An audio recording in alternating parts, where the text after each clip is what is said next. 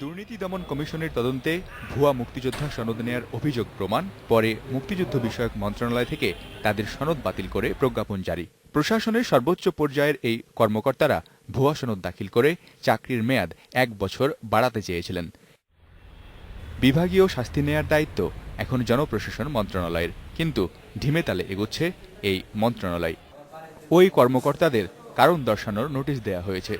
গেল সপ্তাহে তারা নোটিশের জবাবও দিয়েছেন, কিন্তু তারপরও সপ্তাহ পেরিয়ে গেছে, দৃশ্যত কোনো ব্যবস্থা নেই।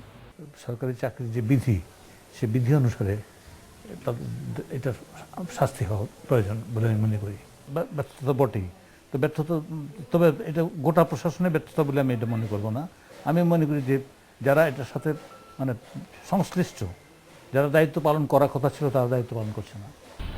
এদিকে চলতি মাসের মাঝামাঝিতে অবসরে যাচ্ছেন সাবেক মুক্তিযুদ্ধ বিষয়ক মন্ত্রণালয়ের সচিব মাসুদ সিদ্দিকী, আর ডিসেম্বরে অবসরে যাবেন স্বাস্থ্য সচিব নিয়াজউদ্দিন মিয়া। তবে চাকরি থেকে অবসরে গেলেও তাদের বিরুদ্ধে ব্যবস্থা নেওয়া যাবে। ভুয়া দলিল ব্যবহার করার জন্য তাদের বিরুদ্ধে ফৌজদারি আইনে ব্যবস্থা নেওয়ার সুযোগ থাকবে, তখন থাকবে করে। কিন্তু আসলে সরকারি চাকরির বিধি অনুসারেই এর মধ্যেই ব্যবস্থা নেওয়া সম্ভব ছিল, অন্তত অন্যদের জন্য এটা ট্রেন্ডসেটার হিসেবে থাকতো, এক্সাম্পল হিসেবে থাকতো। বেসরকারীকরণ কমিশনের চেয়ারম্যান মোল্লা ওয়াহেদুজ্জামানের মুক্তিযোদ্ধা সনদ স্থগিত করে প্রয়োজনীয় ব্যবস্থা নিতে মন্ত্রিপরিষদ বিভাগকে অবহিত করা হয়েছে। তার বিরুদ্ধেও কোনো ব্যবস্থা নেয়নি সরকার।